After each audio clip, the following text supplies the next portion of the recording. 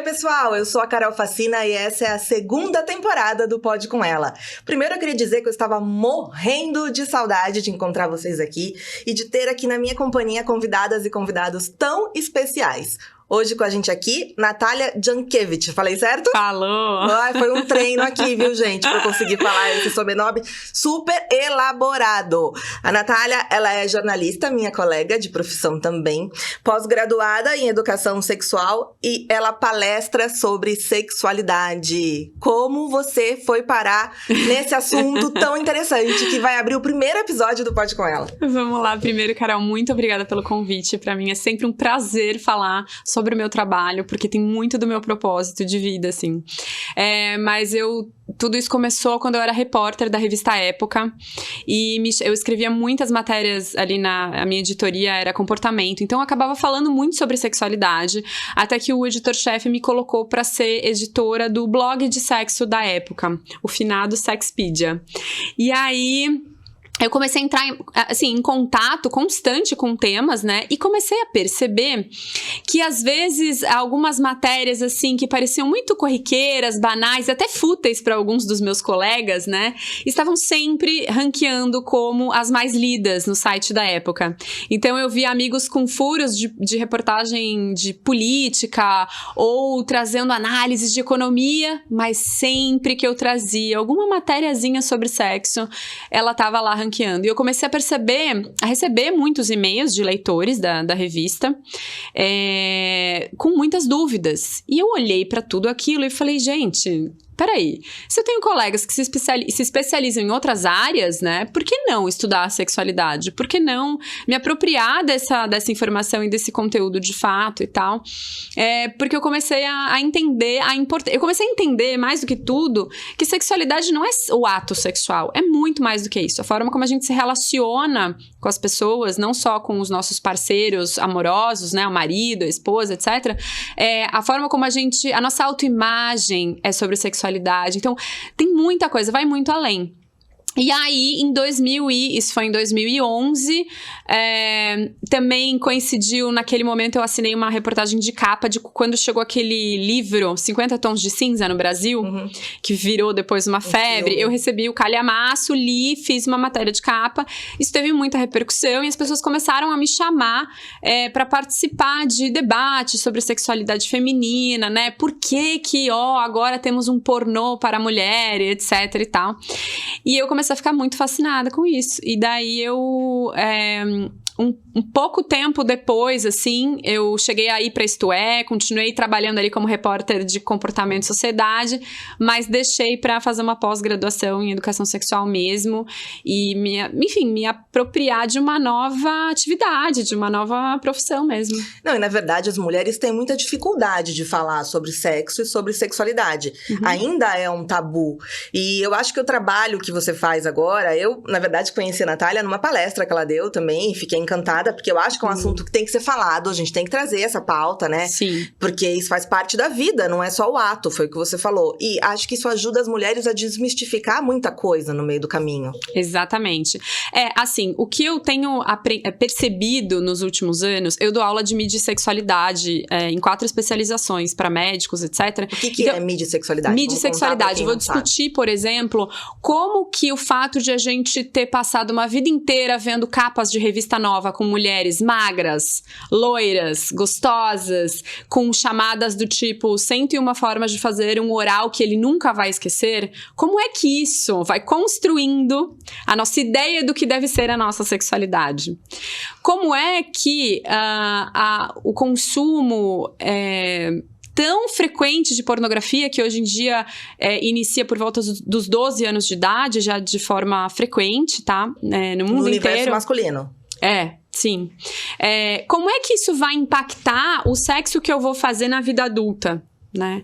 Quais são as referências que eu tenho? Se a gente for falar de pornografia, por exemplo, que é um assunto sobre o qual eu me debruço muito, é como se você ensinasse uma pessoa, porque com 12 anos essa criança ainda não teve nenhuma relação sexual, né? Espera-se que não.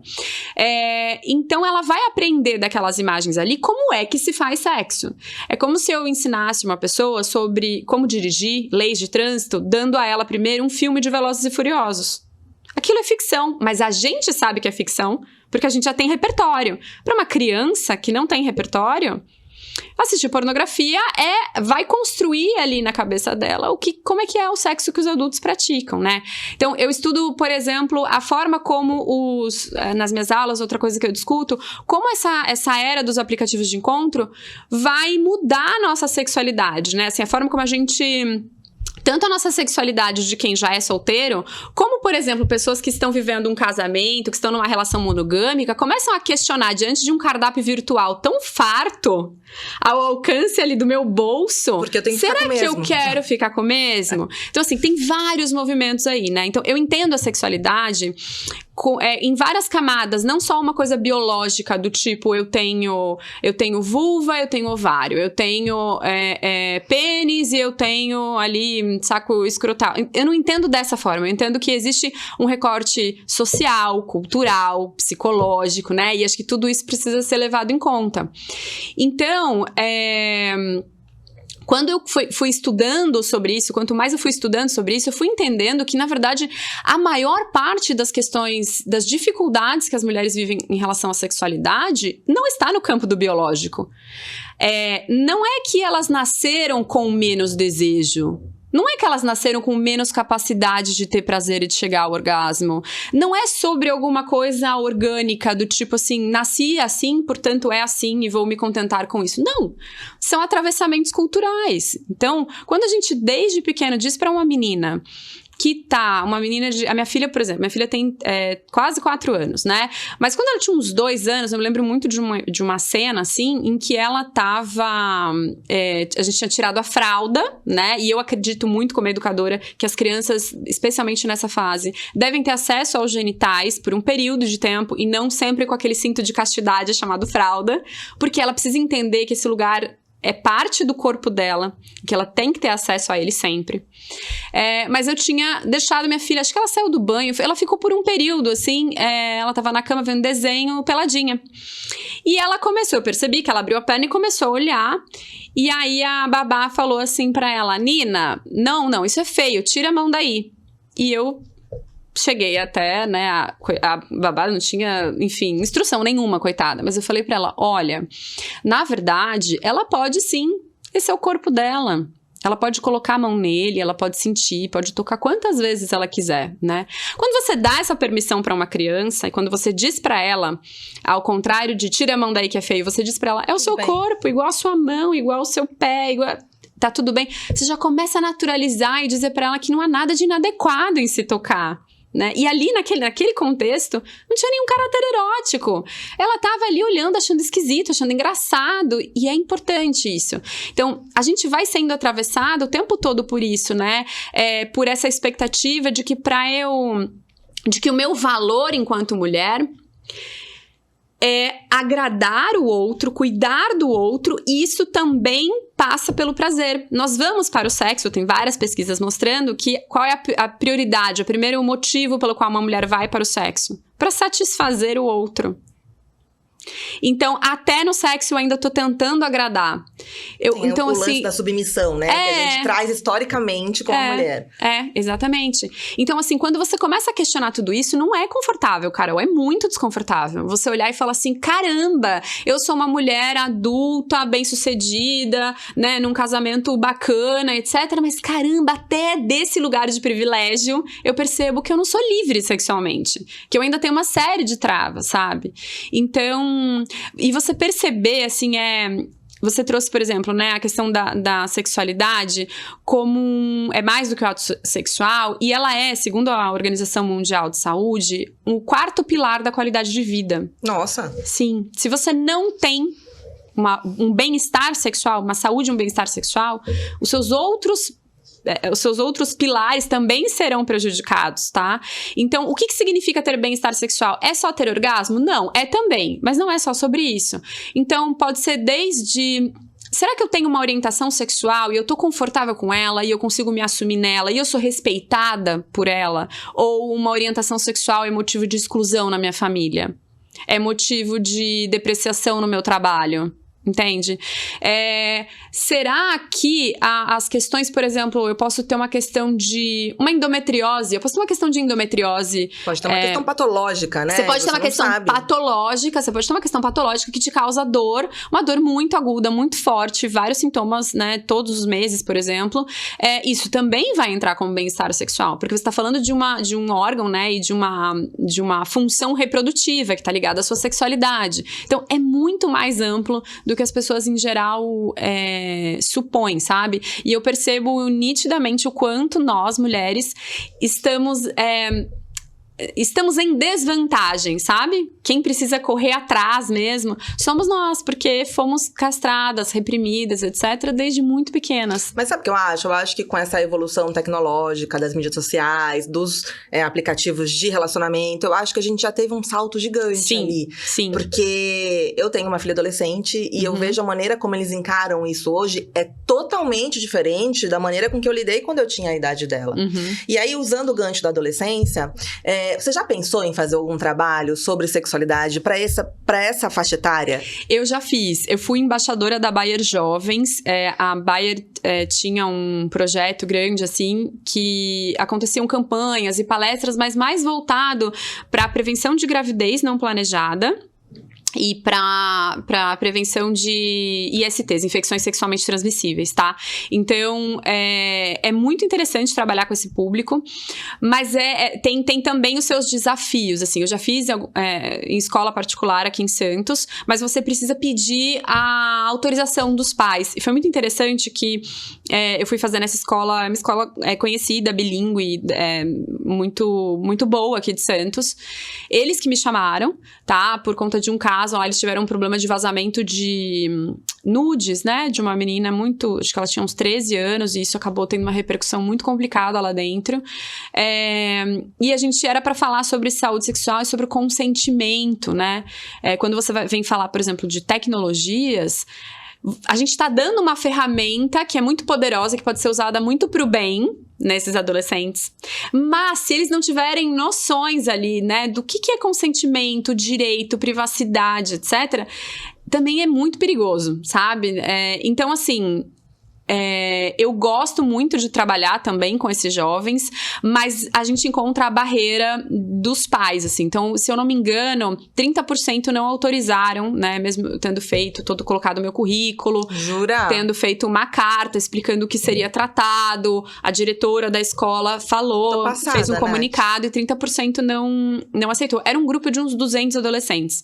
E eu achei interessante porque, assim, nós adultos, nós subestimamos muito os adolescentes. Aquilo que eles sabem, aquilo que eles fazem, né?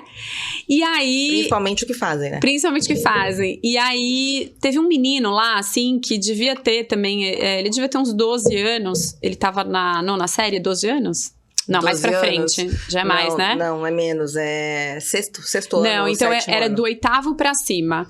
E aí, ele, bem, assim, nitidamente, um menino...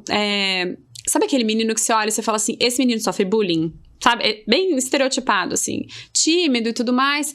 E ele perguntou pra mim, assim, por que as mulheres gostavam... Olha a pergunta que ele fez. Por que as mulheres gostavam de receber uma ejaculação na cara? Ai, não acredito. Ele perguntou isso na frente de todo mundo. Todo mundo. E me veja só, da onde veio essa referência dele? Óbvio que veio da pornografia. É, óbvio que sim. Um menino daquela idade, assim, toda a situação ali, ele com certeza está consumindo esse tipo de conteúdo explícito sem ter uma orientação no paralelo, entende? Então, muito provavelmente, se ele não for bem educado e bem orientado ao longo aí da adolescência dele, ele vai chegar na primeira relação sexual e ele pode achar que é assim que as mulheres gostam, que é isso que as mulheres querem, sabe? Então, assim, é muito perceptível o impacto da mídia na vida dessas pessoas, sabe? Então, assim, tanto a coisa dos adolescentes perguntam muito em relação ao tamanho, é uma preocupação muito exacerbada, mas, meu Deus, o meu mundo vai acabar, o que vai acontecer se na hora H eu falhar? Então, assim, essa coisa do desempenho, da performance, do entender o sexo como uma coisa midiática, vem disso, vem da pornografia. E nas meninas, o que elas têm mais de preocupação, Nath? Olha, nessa faixa etária que a gente tá falando. acho que a gente tá vendo uma mudança muito importante, muito por conta dos movimentos feministas, do movimento feminista e de as meninas se empoderarem através mesmo de páginas do Instagram, de terem esse tipo de discussão, assim, sabe? Lógico que eu tô falando de uma classe mais alta, tá? Mas assim, eu vejo que de maneira geral tem rolado esse empoderamento, assim. Mas eu tenho percebido as meninas mais preocupadas em entender o que elas... Como eu posso explicar? 10 anos atrás, eu ainda ouvia muito mais o discurso de e se ele não me ligar, ou se ele não quiser mais sair comigo, etc, tá? Dessas adolescentes, assim, sei lá, 17, 18, 19 anos. Hoje em dia eu não vejo tanto isso, assim. Eu vejo que elas estão preocupadas em performar como eles, sabe? Então, assim, antes essas meninas, elas tinham um lugar mais passivo, do tipo, vai ser a minha primeira relação sexual, o outro tem que saber o que fazer comigo, porque eu tô aqui, isso basta, né? E eu não sei nada. Agora eu tenho percebido um pouco mais essas meninas chegando já na primeira relação sexual, com mais conhecimento do próprio corpo, com mais hábito de masturbação, coisa que era só do universo masculino, né? Como a gente teve uma popularização muito grande de vibradores, etc., e mais do que uma popularização, assim, de tirar o estigma mesmo. As meninas estão indo muito pro sexo querendo performar. E isso também é preocupante, né? Querendo performar pra que ele tenha mais prazer ou pra que ela tenha orgasmos, não sei o quê. Acho que tá rolando um distanciamento do sentir mesmo, sabe? Você fica muito ali numa coisa de uma encenação ou de metas para serem atingidas. Metas a serem atingidas. Acho que essa é a... eu me preocupo bastante. Eu acho, até por ser mãe de menina também, né? E não tem nenhuma conotação machista o que eu tô falando aqui. É só porque eu acho que é isso. Os meninos lidam de uma forma e meninas de outra. E a gente tá sempre em desvantagem, não tem jeito. Mas eu me preocupo, eu acho que falta nas escolas algo pontual. Porque na aula de ciências, ok, você vai aprender que lá a mulher tem a vagina, o homem o pênis. E quando eles namoram, a mulher engravida. Mas... o sexo não é isso, a sexualidade não é isso, não é só isso. Então eu acho que falta esse apoio no ambiente escolar. E aí eu falo de todas as classes, desde a escola pública até a melhor escola que pode ser considerada na sua região. Eu vou te trazer uma das coisas que as meninas mais perguntam, tá? Quando é um trabalho de educação sexual, assim, para adolescentes. Onde fica o meu clitóris? Isso, assim, antes de ter qualquer relação sexual. Onde fica o meu clitóris? Porque ela já sabe... que o clitóris... Então, assim, muito por conta da tecnologia, das redes sociais e cada vez mais falar de sexualidade de forma aberta, ela já sabe que, então, o negócio do prazer da mulher vai estar ali nesse clitóris. Beleza. E a segunda coisa que elas querem saber é, assim... como é que eu faço para que a primeira relação sexual não seja só sobre penetração e que não esteja absolutamente ligada à dor, porque vem aquela coisa da dor. Mas elas já começam a entender que você ter uma relação sexual não significa só penetração. Então, já tem uma visão maior de que, por exemplo, aquela coisa que a gente chamava antes de só amassos e etc., para muitos jovens isso já é sexo, tá? Então, assim, eu tô tendo prazer ali, eventualmente tendo um orgasmo, talvez até sem tirar roupa, isso já é sexo. Tá? Então, assim, eles estão começando a quebrar algumas ideias que a gente tem ainda hoje, né? A gente fala, eu sempre brinco isso, né? A gente fala, preliminares, né? O que é preliminar? O que é preliminar no termo mesmo? Significa alguma coisa que antecede um ato principal. Então, a gente tá dizendo que a penetração é um ato principal? Mas a penetração não leva 85% das mulheres ao orgasmo? Então, sexo é pra quem? Pra quem tá sendo esse sexo? Pra quem tá sendo esse prazer? É a coisa de se colocar em primeiro lugar, né? Que é tão difícil pra gente na maturidade, imagina na adolescência, que é um momento de formação, de crenças. Você sabe que tem uma coisa, Carol, que assim, quando a gente trabalha educação sexual com adolescentes, a gente vai trabalhar principalmente consentimento e autonomia. O que é isso? Eu vou dizer pra essa menina, pra ela começar a perceber se ela quer mesmo fazer sexo. Em qualquer contexto, tá? Às vezes já é namorado, já tem relação sexual, tá, tudo bem. Mas você percebe que não é só porque ele quer que você tem que fazer sexo? Você percebe que você pode estar no meio do sexo e parar? porque tá doendo, porque você não tá mais afim. Você percebe? Isso é construir autonomia. E isso dá segurança pras meninas, especialmente. E que você não precisa fazer porque todo mundo faz. Exatamente. E chegou naquela hora que você tem que fazer. Não, a vida é sua. Tem a individualidade que tem que ser respeitada no processo. Exatamente. Então, assim, construir, né, reconhecer, reforçar essa autonomia dessa menina, para que ela não fique sempre dependendo dessa coisa de agradar o outro me valida, sabe? Então assim, se eu não... Elas falam perder a virgindade, que eu acho um termo horroroso, né? Porque já parte do princípio que eu estou perdendo alguma coisa, né? E eu digo que é ganhar sexualidade, não perder virgindade. É um ponto que eu nunca tinha pensado. Mas isso é uma coisa também recente pra mim, assim, nesses debates. Então, ganhar sexualidade, porque essa coisa de perder, parece que eu tô... Outra coisa, a gente fala assim, eu vou dar para o fulano. Não, você não vai dar nada, né? Isso aqui continua sendo seu, eu vou compartilhar com ele, nós vamos fazer sexo, nós vamos transar, mas eu não vou dar para fulano, isso aqui é meu, né? Então, assim, tirar esse lugar da mulher objeto, né? Assim, não, eu tô aqui protagonista do meu desejo, eu quero, eu tô afim, eu tô segura, eu tô lúcida. Então, assim, nas meninas a gente trabalha muito autonomia, e nos meninos a gente trabalha essa noção de consentimento, de que, não, eu não sou sua posse porque eu sou sua namorada, porque eu sou sua esposa, etc, né? E se isso é um trabalho que a gente precisa fazer com mulheres adultas, imagina com adolescentes, né? Que não tem uma formação total. Exatamente. E aí você falou de consentimento, eu fui mais além, porque eu tô pensando aqui. O consentimento te traz a noção de, ok, isso é um abuso, passou do limite, foi abusada, sofreu um estupro ou não. E a característica do estupro, legalmente falando, se modificou ao longo dos anos, porque passou-se a entender que o estupro não é só mais o ato de violência, né?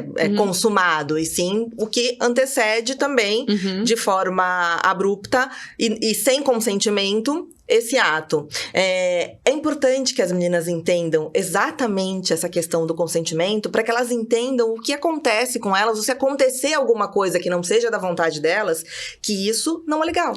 Não tem uma palestra que eu dei de educação sexual para adolescentes em que eu não descubra casos de abuso, que uma criança está sendo abusada. Não há. Tá? Então, assim, só que ela é tão inocente. Vou te dar um exemplo, então. Nessa palestra que eu comuniquei aqui, dessa situação numa escola particular aqui de Santos. Uma menina falou assim pra mim... agora que eu lembrei, teve duas meninas se manifestaram que me chamam muita atenção. Uma delas foi assim, então o meu tio não pode pedir pra eu sentar de biquíni no colo dele? Não pode. Pra gente é óbvio, pra eles não é. Pra elas não é óbvio, né? Então, assim, não pode. E a outra foi... então... Imagina, era uma menina super nova também. Ela devia ter uns 14 ou 15 anos. Ela tava falando que tinha voltado de uma balada com o namoradinho. E que ela tava muito embriagada. Veja só. Que ela estava muito embriagada. Não tinha condições de reagir. E ele foi lá e... não dá nem pra dizer que ele transou com ela, né? Porque pelo jeito que a coisa aconteceu ali. E ela falou assim, então ele não pode fazer isso comigo? Se eu tô bêbada, desmaiada, ele não pode transar comigo? Não pode. E olha a necessidade de ajuda que essa pessoa tem, porque ela foi expor uma situação super íntima num ambiente com um monte de gente. Mas muitos deles não tem nem essa pessoa. Imagina, era uma quadra com 200 adolescentes, tá? Então, assim, acontece com muita frequência. A gente tem estatísticas de que 1 em cada 4 mulheres no Brasil já foi abusada sexualmente. Então, é um índice muito alto. E eu realmente acredito que a mudança, ela precisa acontecer na raiz, ela precisa acontecer nessa educação de base, né? E o que acaba, qual que é o grande enrosco ali? Assim, eu, pai e mãe, não tive essa formação. Tá? Eu, pai e mãe, não recebi essa formação, não me sinto confortável, não consigo falar, porque é um tabu pra mim. Se é um tabu pra mim, como é que eu vou falar com meu filho sobre isso, né? Assim, eu me sinto absolutamente inadequada. E daí eu jogo essa responsabilidade pra escola. A escola, para ela também é um problema, porque quando a escola tenta ir um pouco mais além e falar de forma franca, aberta, mas enfim, com embasamento científico, com pessoas que tenham credibilidade, etc e tal, sempre vai ter alguém falando que, eu não tô pagando mensalidade pra vocês ensinarem meu filho a fazer sexo. Né? Ou pra não sei o que lá de ideologia de gênero, aquelas bobagens todas. Então, assim, aí a escola recua. O que acontece? Então, com quem que ficou essa batata quente? O papai e a mamãe jogaram pra escola. A escola devolveu. Aí vai chegar, no caso das meninas, a batata quente vai pro colo do ginecologista. né? Porque quando você percebe que a criança enfim, quando você começa a ter uma preocupação de que talvez essa criança vá começar uma vida sexual, né? Talvez seja o caso de ela ser informada sobre camisinha, sobre pílula anticoncepcional, você leva para o ginecologista ter essa conversa, né?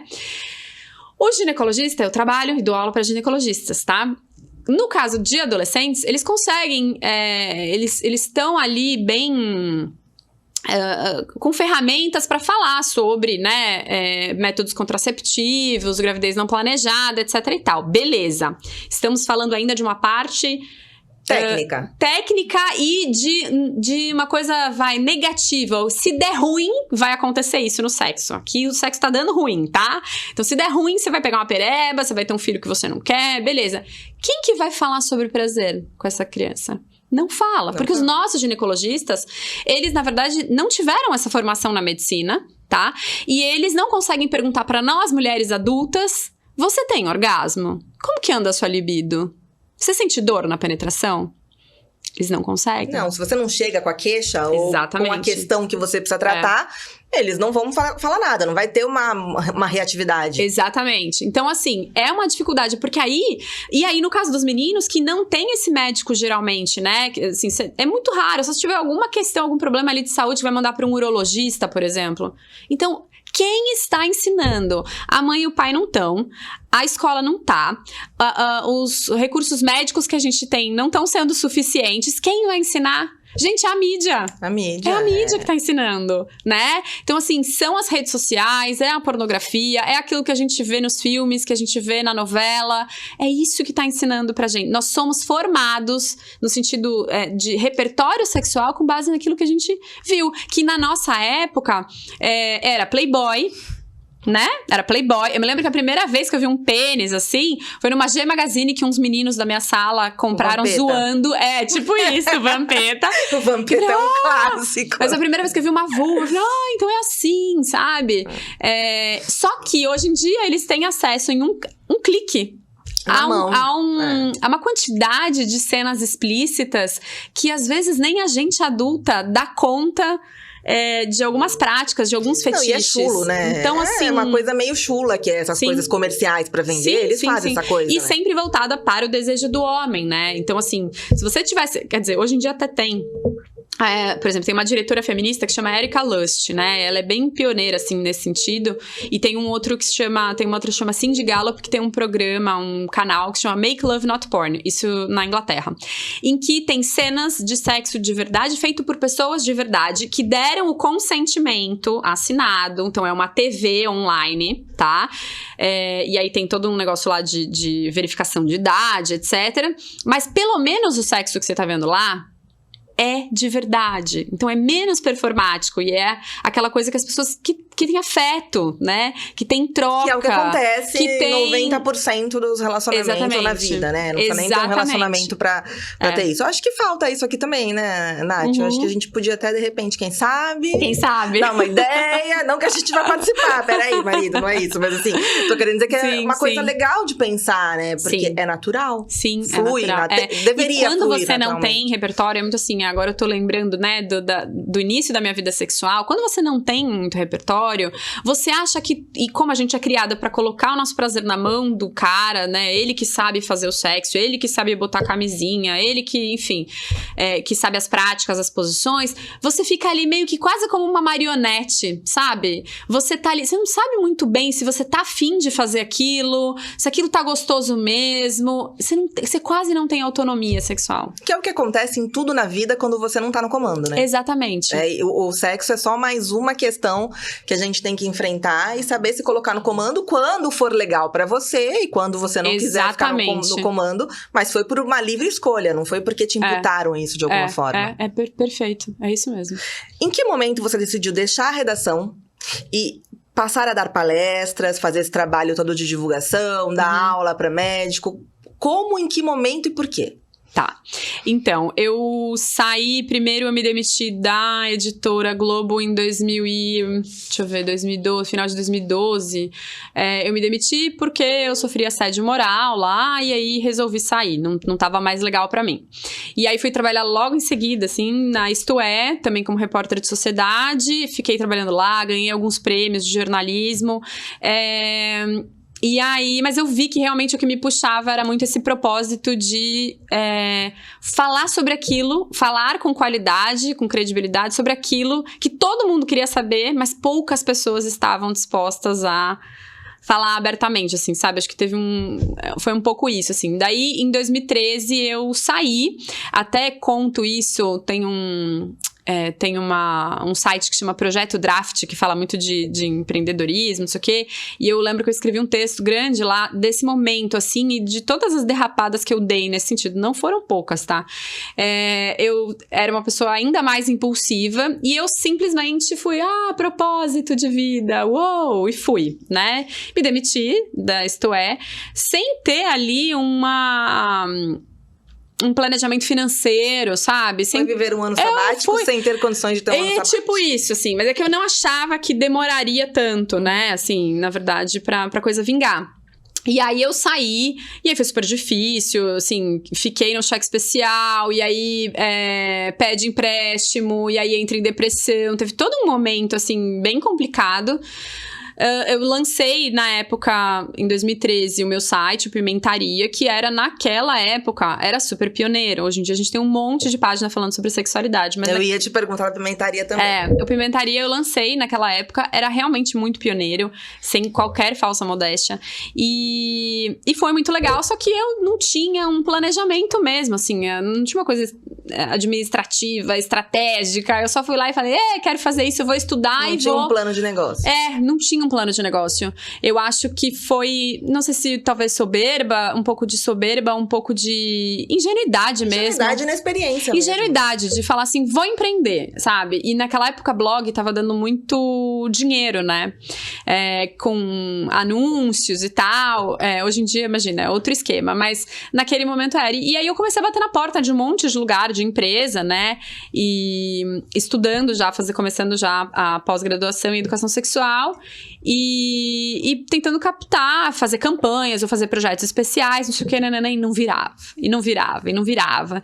E aí foi desesperador mesmo, assim. Então, isso aconteceu em 2014, aí em 2015 eu fechei aí eu virei embaixadora da Bayer, no lugar da Laura Miller, que era uma jornalista também, que falava sobre sexualidade no Altas Horas. E aí, pra mim, foi, tipo, muito incrível, assim. Foi o primeiro grande contrato que eu fechei. Depois eu fechei logo em seguida com outra farmacêutica, que era a CIMED. Eu virei embaixadora da CAMED, de lubrificantes. E aí eu comecei a fazer palestras pela marca. Eu tinha um site que falava Nath Explica, da CAMED. Então eu respondia dúvidas, gravava vídeos, etc. Sempre trabalhando com a produção de conteúdo em sexualidade, sabe? Em várias plataformas e tal. E aí depois eu virei colunista do Yahoo. E os contratos foram se acumulando, assim, sabe? Eu fiquei um período com bons contratos e, paralelo a isso, comecei a fazer chás de lingerie, né? Despedida de solteiro, qualquer coisa em que precisassem de alguém que falasse sobre sexo e eu pudesse ganhar uma grana pra cobrir o rombo, né? E aí... então, na verdade, foi assim, o primeiro que eu fiz, uma seguidora do Pimentaria, eu não conseguia nada, assim, não tava conseguindo captar nenhum dinheiro. E aí uma seguidora falou assim, Nath, então, eu vou casar, vou fazer um chá de lingerie, e eu queria saber quanto que você cobra pra vir falar de sexo. Imagina, não sabia, né? Nunca fiz isso na vida. E aí eu falei, claro, não, pera só um pouquinho, eu tô aqui numa reunião, daqui a pouco eu respondo pra você. E aí respondi pra ela já com um arquivo bonitinho e tudo mais. Daí quando eu cheguei nesse chá de lingerie, levei uma caixinha de alguns produtos eróticos só pra mostrar, porque eu sabia que muitas mulheres nunca tinham tocado, nunca tinham entrado numa sex shop. E aí uma delas virou pra mim e falou assim, Nath, eu vou querer 2 desse rosa, um ovinho daquele. Aí eu falei, aí... Rapaz, é isso. Aí eu falei, claro, eu tive um problema com o meu fornecedor, não chegou a tempo do Super evento. Empreendedora. Mas assim, segunda-feira vai estar com você. E aí comecei a tirar uns pedidos. E aí, durante 5 anos, 2014 a 2019, durante 5 anos, eu brinco que eu tinha essa veia de sacoleira do prazer, assim. Porque eu ia falar de um jeito, né, assim, com essa informação mais séria, etc, né, debater ali. Mas eu também levava os produtos. Não só porque era interessante pra mim financeiramente, sem dúvida foi muito legal pra mim, mas porque eu via que eu encurtava o caminho, porque muitas mulheres falavam, eu não vou ter coragem nem de comprar pela internet. Como é que vai vir a caixa? Vai vir identificado alguma coisa? Tem aquele meme, né, do Mercado Livre, que o cara pede uma coisa da China e o negócio tá vibrando. Aí ele vai buscar e tá vibrando. Na verdade, no fim, não é nem aquilo. Nem é. Mas a pessoa já tem aquela ideia de que, pô, vou comprar pela internet e vai vir alguma coisa obscena. Não, elas acham que a gente vai embalar. Tipo, isso aqui é um pênis, vai embalar e vai chegar na sua casa, uma coisa fálica, né? Não. Mas... E aí foi muito legal, assim, porque juntou esse lance do propósito mesmo. Porque eu não tenho dúvida, e assim, foram mais de 250 eventos particulares. Só desses particulares, sem contar evento pra empresa. E eu tenho feedback dessas mulheres. Elas voltam pra mim e falam, Nath, foi o primeiro orgasmo da minha vida, né? Nath, meu Deus, eu recuperei minha libido depois da maternidade. Puta, aquilo que você falou. Então, assim, isso mexe com o meu propósito e colocava dinheiro também ali no meu bolso, né? Então, assim... Isso foi ótimo. E você parou em 2019 de fazer isso por quê? Não, é porque assim, a minha filha nasceu, eu vim quando eu tava grávida, no final de 2018. Eu tava grávida, eu e meu marido, que não ele é de São Paulo, a gente morava em São Paulo, eu morei 15 anos lá. E daí na gravidez eu falei, quero ir pra Santos, quero voltar pra Santos, eu quero criar minha filha lá, sabe, assim, com aquela qualidade de vida, com aquelas relações, assim. Que só Santista conhece, sabe exatamente. Só Santista sabe. A Nath sentou aqui hoje e falou, deixa eu fazer uma pergunta. Aí a gente já começou a falar, eu conheço o vô dela, a avó dela, ela conhece a família do meu marido. Santos, gente. Santos é isso. Não, e assim, pra mim, sabe, eu morava lá em São Paulo, na Chácara Clabin, ali, Vila Mariana e tal. E eu... Quer dizer, nem era um bairro perigoso, mas eu não me sentia segura, como eu me sinto aqui, de sair às 10 horas da noite, andando a pé, e vou na padaria, na farmácia e tal. Eu queria isso pra minha filha, sabe? E aí a gente veio pra cá, eu entrei, eu tive que entrar em repouso médico durante a gestação, então eu parei de fazer eventos e vender e tal. Então eu fiquei um tempo ali com a minha filha, trabalhando ainda, né, de acordo com os meus contratos, mas evento ficou parado e logo veio a pandemia. Então, eu retomei evento mesmo, assim, acho que final de 2021, alguma coisa assim, né? Então, isso tá voltando realmente agora. E essa venda dos produtos de sex shop, enfim, como é que vocês chamam? Produtos eróticos de sex shop? Tem alguma coisa, alguma nomenclatura? Brinquedo. Tem gente que fala brinquedos sexuais, brinquedinhos sexuais, brinquedos e cosméticos sexuais. Cosméticos sexuais? Cosméticos também, cosméticos sexuais. Olha, gente, eu adoro conversar com gente diferente, porque a gente vai assimilando e entra um vocabulário novo, desconhecido da vida da gente, né? Geralmente a gente fala brinquedos eróticos ou brinquedos sexuais e cosméticos sensuais. Geralmente a gente fala assim. Mas hoje em dia, o que eu faço? Eu tenho uma... Porque assim também... Então, era só presencial ou você faz essa venda online? Então, muita gente me perguntou se eu iria abrir uma loja. Teve uma época que eu cogitei, assim. Acho que teve uma época que eu tava muito bem, assim, 2016 pra 2017, eu cogitei.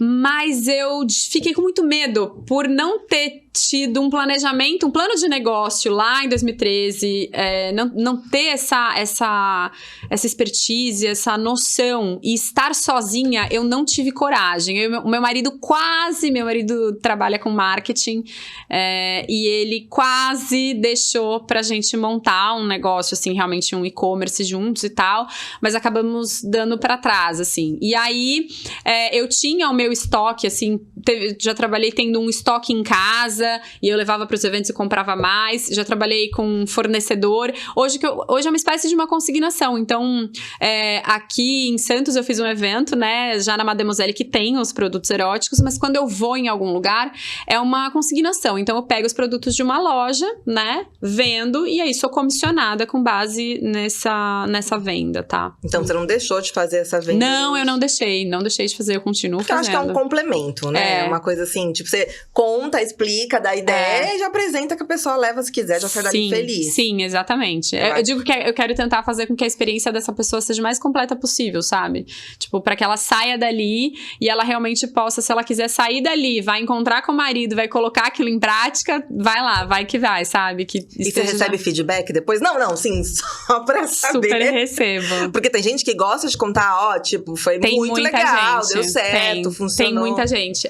Eu já recebi até flores de marido, assim, de outras, não do meu. Não do meu, é ótimo. Olha, fica a dica, marido da Nath, flores. Não, ele dá, mas eu digo, não nesse contexto. A mudança é muito grande, assim, é muito interessante, porque tem pessoas que seguem me contratando há muitos anos, então eu tenho clientes, assim, que há 6, 7 anos, uma hora ela me contrata pra festa da irmã, outra hora ela quer fazer um jantar entre o grupo de mães da escola lá do filho, aí daqui a pouco é jantar de amigo secreto, elas continuam, e assim, elas... o grosso da informação elas já têm, né? Mas elas estão fazendo isso porque elas querem despertar mesmo essa potência, essa noção na vida de outras mulheres, sabe? Acaba virando uma coisa de, cara, não é possível que eu cheguei até aqui sem saber disso, sabe? Mas aquele dia eu saí assim da palestra, meio assim, né? Porque ela fala tanta coisa que a gente desconhece mesmo, coisas técnicas. E eu saí pensando, meu Deus, acho que vai uns 40% do que você falou ali, eu não sabia. Eu não fazia ideia. E é muito legal absorver isso, né? Na nossa idade. Porque isso vai fazer com que você tenha cada vez mais autonomia, sabe? Tipo, assim, e isso não só em relação à sexualidade. Eu realmente acredito que quando você se sente mais confiante em relação ao seu corpo, em relação ao prazer que ele pode te dar, isso também vai se manifestar em outros aspectos da sua vida. Tem várias evidências científicas, várias pesquisas científicas mostrando o quanto você ter prazer mesmo, você ter orgasmo com regularidade, não importa se sozinha ou acompanhada, vai melhorar o seu humor, vai melhorar dores crônicas, vai melhorar o seu sono, né? O quanto você consegue descansar realmente à noite. Vai melhorar a sua produtividade. É uma questão química. Quando você tem um orgasmo, você tem uma cascata ali, né? Química, hormonal e tal, que vão te trazer um enorme bem-estar. No caso das mulheres, por exemplo, o orgasmo está muito associado à criatividade. As mulheres se sentem mais criativas, mais confiantes, mais proativas, assim. Não é da boca para fora, assim, é só entrar lá no PubMed e pesquisar, porque realmente estão lá as evidências. Hoje o Pimentaria, que é a sua página do Insta, é focada no quê? E como funciona a alimentação dela? Então, eu desde 2019, que foi esse período quando eu parei pra me dedicar mais à maternidade realmente, ficou congelado Pimentaria ali, tá? Porque eu comecei a trabalhar pra uma empresa. Eu comecei a ser editora de conteúdo, virei editora de conteúdo dessa empresa. Então, toda a minha energia estava em coordenar um time de 14 especialistas em sexualidade. Gineco, urologista, psiquiatra, psicólogo, etc. Então, assim, de segunda a sexta-feira, o meu trabalho estava todo voltado para lá. Mas a nossa parceria encerrou semana passada. Então, agora eu realmente estou tendo algumas conversas com a concorrência, mas eu devo, de qualquer forma, reativar o Pimentaria, né? Voltar a abastecer conteúdos lá, assim. Porque o que aconteceu? Em determinado momento, eu percebi que o Pimentaria, ele demandava muito do meu conteúdo, né? Da minha atividade ali, mas ele não estava me dando dinheiro ali. E eu tinha contratos com outras pessoas, então com outras empresas, entendeu? Então, eu tava muito me dedicando a esses contratos com essas outras empresas. E, Nath, além do Pimentaria, tem algum outro projeto que você quer colocar em prática agora? Que você acabou essa parceria? Tem. E o que vem pela frente? Então, tem algumas coisas que eu não posso dizer ainda, mas uma delas que eu quero colocar presencial aqui em Santos é uma confraria do prazer. Então, eu quero... Nossa! Adoramos! Eu quero muito colocar, assim, porque eu entendo que nessas palestras, né, eu tô lá, eu tô num pool de palestrantes de uma empresa que se chama Consolidar, que faz palestras para empresas com diversos temas e tal. Mas assim como aquela palestra que você assistiu e essas outras corporativas, você vai, você leva uma informação importante, você impacta, mas você não acompanha o crescimento, você não tá ali testemunhando esse crescimento. E o que eu acho que seria legal numa confraria do prazer, em que a gente pudesse discutir sempre o mesmo grupo, é que a gente vai evoluindo junto, né? E essas demandas vão vindo dessas pessoas, dos participantes, pra mim. E não eu chego aqui e quais são as informações que eu acho que são importantes colocar, sabe? Entendi. Então, a via é outra. Exatamente. E porque como eu acredito muito nesse trabalho de que a nossa sexualidade, ela tem que estar o tempo todo sendo... Sexualidade não é uma coisa assim, ó, espontânea, sabe? Aquilo que a gente fala do tesão que a gente tinha no início do relacionamento. Isso aí, gente, depois de 1 ano e meio, a ciência prova que acaba. Gente, acaba, ela tá falando. É normal, ela é especialista, normal. Ela tá falando que acaba. É o tempo, a duração da paixão, segundo a ciência, é aí 1 ano e meio, mais ou menos. Então, depois disso, essa libido, esse tesão, ele vai ser mobilizado depois de um esforço, depois de uma intenção, de uma disponibilidade, né? Então, assim, aquela coisa do, putz, eu tô aqui vendo televisão, eu nem tô afim de transar, mas meu marido começou a fazer uma massagem no meu pé, eu fui relaxando, daí ele chegou, começou a falar como eu tava linda, gostosa, e me beijou de língua, e opa, agora eu quero transar. Né? Então, eu acredito que essa confraria seria um comprometimento, realmente, um compromisso, tipo, aqui, nesse momento, 1 hora a cada semana, a cada 15 dias, eu vou investir nessa minha sexualidade, sabe? E entendendo que é fazendo isso que eu vou ter benefícios em outras esferas da minha vida, que a coisa vai acontecendo organicamente. Nossa, tô dentro, viu? Já pode contar com a primeira inscrita na confraria, e eu gosto de espaços, Carol, eu gosto muito de trabalhar. Eu só acredito que as Elas pessoas... também, ó. Tem mais 3 ali. Aí, pronto, já nasceu a confraria. Eu acredito.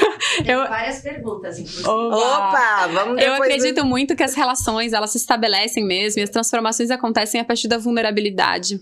E quando eu tô com uma plateia, às vezes muito grande, às vezes eu nem sei seu nome, sabe? Eu não sei seu nome, qual que é a sua história. Eu tô ali passando uma informação que pode ser muito relevante, mas é diferente de eu falar, eu conheço a Carol. A Carol tem 2 filhas, a Carol tá num casamento há tanto tempo, a Carol tem essas questões. Como é que eu posso, sabe, contribuir mais com a melhoria da sua sexualidade? Então, eu acho que a gente conseguiria, com essa se abrir mais mesmo, né? E com essa vulnerabilidade fazer alguma coisa incrível. E até rola a questão da identificação, porque você tá num ambiente com outras pessoas que têm as mesmas questões que você. Exatamente. Né? Você se sente pertencendo àquilo, então fica mais fácil de lidar com qualquer situação. Exatamente. Agora, o meu grande desafio, Carol, é que eu não sei, como eu não conheço muito o mercado aqui, eu não sei se as pessoas veem valor nisso, se elas veem como uma coisa em que eu vou investir, entendeu? Então, vai ser uma descoberta. Vai ser, mas assim, a gente descobre junto, porque eu vejo super valor. Eu acho que nessa questão da descoberta e ver se as pessoas dão valor a isso, eu acho que as mídias sociais podem ajudar pra caramba. Sim. Né? Fazer esse pré-recolhimento de informação pra que você consiga fazer isso da melhor maneira possível, mas falando por mim, eu acho que é incrível. Bom, eu acho que isso tem que existir desde sempre, que fará depois da maturidade. Não, e eu acho que pode ter espaços, assim, que é tipo, vamos supor, hoje nessa reunião, a gente vai falar sobre libido. Na próxima reunião, se for um grupo que tiver, por exemplo, muitas mães, como é que eu posso abordar a questão da sexualidade com as minhas filhas, sabe? É tão rico, tem tanta coisa pra falar, como é que é a minha autoimagem, né? E como que a minha autoimagem interfere na minha saúde mental, né? Nas minhas relações profissionais. Enfim, acho que tem muita coisa aí. Não, eu tenho certeza que tem muita coisa, porque é um assunto sem fim. A partir do momento que a gente olha por uma nuance diferente, e aqui a gente tá conversando, eu tô pensando em várias coisas de maneiras que eu nunca pensei, surgem muitos questionamentos, que isso vai, a confraria vai alimentar isso com frequência. É isso que eu quero. E eu falei de propósito no começo pra você, o meu propósito é trabalhar com mulheres, assim, isso é uma coisa que me... Quando você tira a mulher daquele lugar, assim, sabe? Em que ela foi tão reprimida, em que ela foi tão castrada, e você mostra pra ela a potência dela, e você dá, né, ajuda a fortalecer a autonomia dessa mulher. Putz, assim, isso pra mim não tem... Olha, Nath, eu saí aquele dia da palestra, vou falar de novo aqui por mim, querendo pegar minha filha, a Laura, e colocar na frente da Nath. Falar, senta aqui, filha, vamos ouvir agora que tem 14 anos, que agora é a hora de descobrir o que você é. Quanta coisa a gente teria, quanta coisa. Não, assim, sabe, Carol, eu fico pensando também, nossa, eu passei por tantas situações abusivas. Mas muito abusivas. Abusivas, Muito assim, de abusivas. relacionamento, de assim, não... Mas isso é... Porque não teve uma coisa de uma construção dessa autonomia, sabe? É muito triste, assim, e eu faço isso pensando muito que eu não quero que a minha filha viva as coisas que eu vivi, eu tenho certeza que você também não, né? Eu quero que ela olhe e fale assim, não, querido, aqui não, aqui você não vai fazer isso não, sabe? E não que ela fique nessa coisa buscando a validação, né, do outro. Eu tenho um super trabalho na minha casa com isso, porque eu tenho 2 meninas, né? Então eu tenho muito essa questão de serem abusivos com elas, delas não deixarem, delas colocarem limite, né? Então eu fico até meio pisando em ovos, porque às vezes eu tenho medo de passar do ponto, de ser aquela, feminista maluca, que não é essa a intenção. Eu quero só que elas saibam quem elas são, o que elas podem e o que elas não podem. E a gente conversa pra caramba, né? Eu converso muito com as duas. E aí teve um episódio na escola que a Alicia, a mais nova, entrou no carro e fez assim: ai, mamãe, hoje eu tive que ser rude.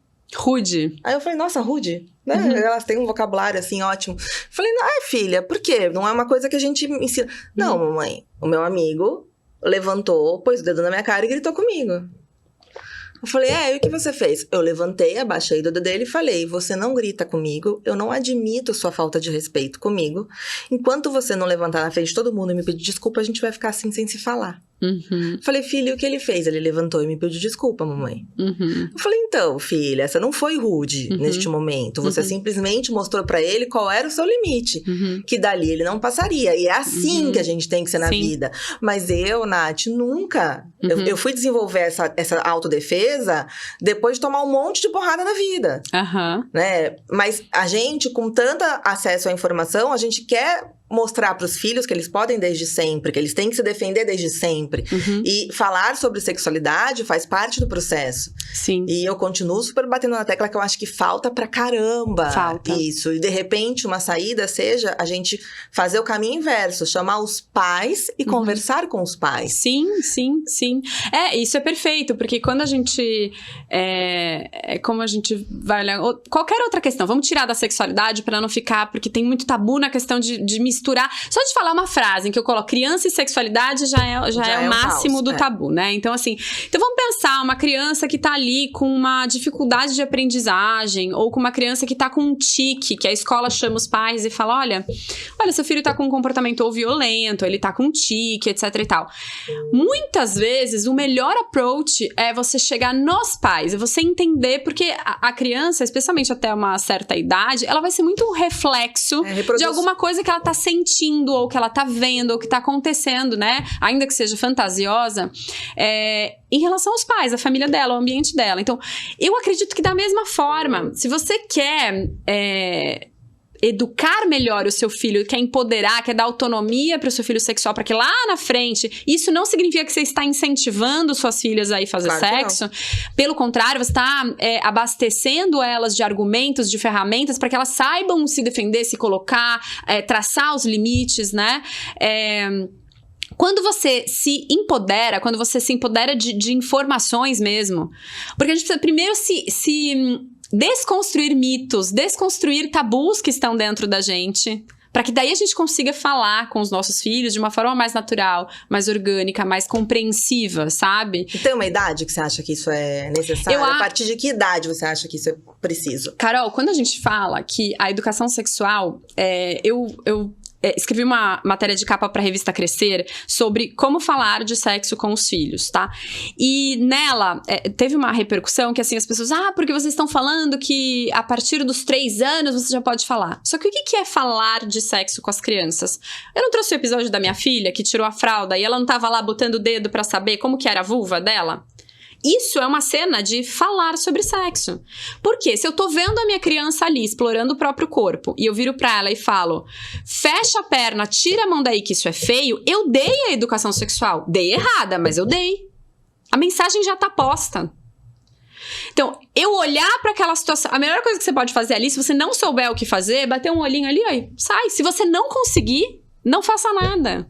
Deixa ela lá olhando.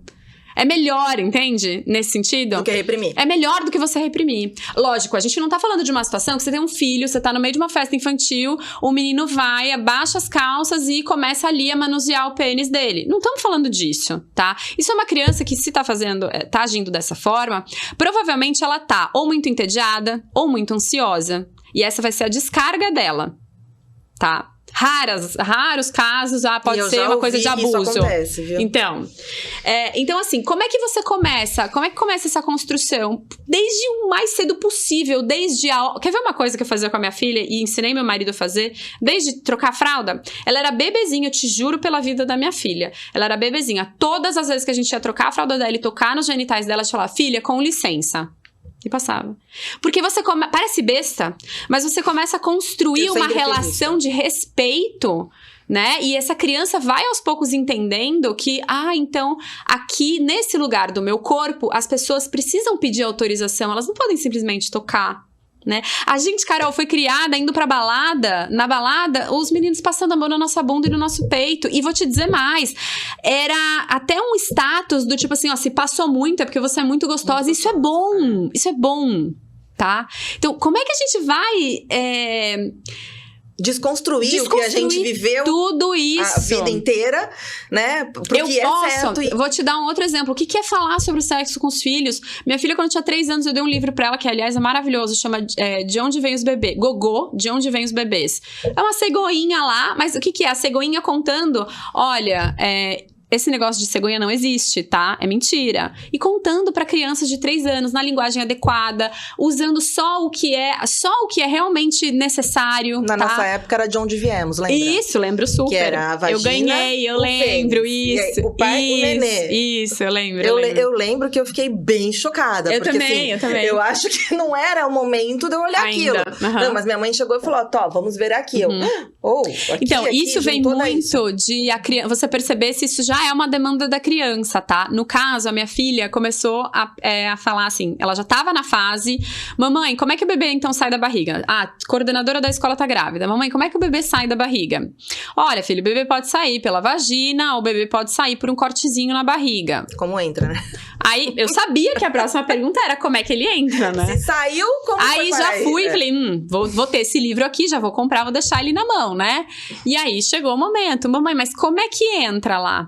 E aí você vai junto com esse livro falando. E eu vou te dizer, a primeira vez que eu fui mostrar pra ela, eu vi que ela ficou um pouco incomodada. É respeitar. Eu não preciso enfiar isso na cabeça da minha filha agora. Se ela começou a olhar e achou meio estranho, meio nojento, meio qualquer coisa, tudo bem, filha, tá lá o livro, ó. A hora que você quiser, eu pego com você. Respeitando o tempo da criança, mas é entender que não é, vamos ter a conversa sobre sexo quando meu filho tiver 15 anos. Não, gente, isso é uma construção, né? Você não pega com 15 anos e dá pra criança uma poupança gigantesca que você fez e fala, administre. Você não faz isso. Você vai ir mostrando pra ela como é que né? Guarda um pouquinho da sua mesada, nananana. É a mesma coisa. Eu costumo dizer que eu só respondo o que elas me perguntam. Porque elas estão me dando o time do momento delas, né? O que elas conseguem absorver naquele momento. Então, eu respondo perguntas. Perguntou, naquele momento eu vou responder o que foi perguntado. Eu não vou divanear pra não... O que é legal, Carol, sempre o que eu digo... você já tá muito à frente. Mas assim, o que eu sempre digo coloque-se aberta pra elas virem sempre que elas quiserem, assim, independente de elas terem uma pergunta muito elaborada, se elas quiserem fazer um comentário, se elas quiserem falar sobre alguma coisa, que você vai estar sempre ali, sabe? Mas não que você precise antecipar várias coisas eu me preocupo elas. Em não antecipar, pra não ter essa questão do momento errado. Sei. Mas eu me mantenho aberta. Mas, Nath, ser mãe é o trabalho mais difícil da face da terra, né? Eu sei. Então, assim, é um jogo de tentativas, acertos e erros eternos, e a gente nunca sabe como termina, né? Mas a gente reza pra que seja um bom término, né? Que elas tenham uma vida feliz, o que a gente... Mas é difícil, não é fácil. É muito difícil, mas eu acho que você não precisa saber de tudo. Acho que ter a disponibilidade de falar, filho, filha, não importa o que aconteça, não importa o que você faça, não importa... Eu estou aqui e eu vou lidar junto com você com essa situação, entendeu? Eu vou descobrir junto com você. A mamãe não apoio. sabe essa resposta agora. Tipo assim, a mamãe não sabe, não consigo te explicar agora, filho, como que o bebê entra na barriga. Mas vamos fazer o seguinte, eu vou pesquisar e eu volto aqui. Aí você vai se informar, mas você não pode esquecer de voltar, porque você deixou uma promessa ali. Não, tem então, que voltar. como é que você vai responder essa criança? Tá terminando. Ah, E, muito infelizmente, obrigada. fico mega triste, porque o papo é ótimo. Eu Foi só quero te ótimo. fazer uma pergunta final. Você se considera uma empreendedora do sexo? Sim, me considero. Eu me considero uma empreendedora, sim. Uma empreendedora tanto no sentido de levar conhecimento, porque eu cobro, né, também nessas palestras para levar esse conhecimento, quanto pela venda dos produtos eróticos e também em relação aos contratos de conteúdos em sexualidade que eu já firmei com várias empresas. Eu me considero, sim. Ai, que linda! Mais uma empreendedora maravilhosa aqui no Pode Com Ela. Quero que você deixe aqui pra gente o seu Insta, que vai estar aqui embaixo, @, mas ela vai falar pra gente aqui. E deixa uma mensagem final pra que todo mundo que tá acompanhando, vendo ou ouvindo a gente. Bom, meu @ é Pimentaria. Nesse @ você também vai encontrar o Nath Jankiewicz, que é mais difícil de... Jankiewicz, gente. Jankiewicz. Bom, mas colocar aqui, mas o Pimentaria é mais fácil. E eu acho que a mensagem final é assim, a gente perceber qual é o lugar e a importância que a sexualidade tem na nossa vida, né? O quanto a gente investe de tempo, de esforço, inclusive de dinheiro, né? Nesse aspecto, porque geralmente a nossa sexualidade está muito ligada à nossa potência enquanto indivíduo e à nossa conexão com as nossas parcerias amorosas. Então, por que a gente vai ficar mesmo num lugar passivo, esperando que as coisas aconteçam como eram lá no começo do namoro? Por que a gente não pode realmente se dedicar para melhorar as nossas relações, esse aspecto íntimo das nossas relações e da nossa individualidade. Acho que A gente tinha tanta coisa pra falar ainda, quem sabe ela volta aqui pra gente falar sobre Convidou, os brinquedos, voltei. os cosméticos Sim. sensuais. Trago Ela a minha explicou caixinha pra gente, ainda. vai trazer uma caixinha, fica pra próxima, porque aqui o tempo é curto pra tanto assunto. Eu queria agradecer a Nathalie Maquiando, maravilhosa mulher empreendedora, que cuida agora da minha make, do meu cabelo, aqui ela no Pode é Com ótima, Ela. e você tá linda, ela é ótima. Obrigada, ela é incrível. Se você não conhece o trabalho da Nathalie, tá aqui também o @ dela.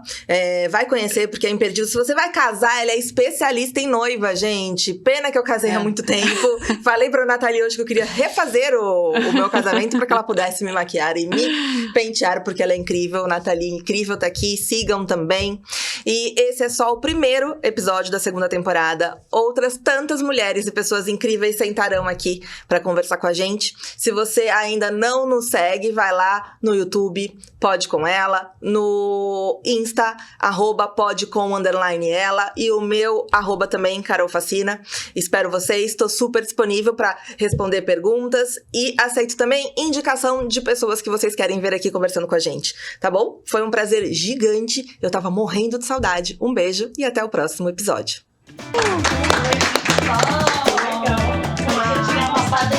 Eu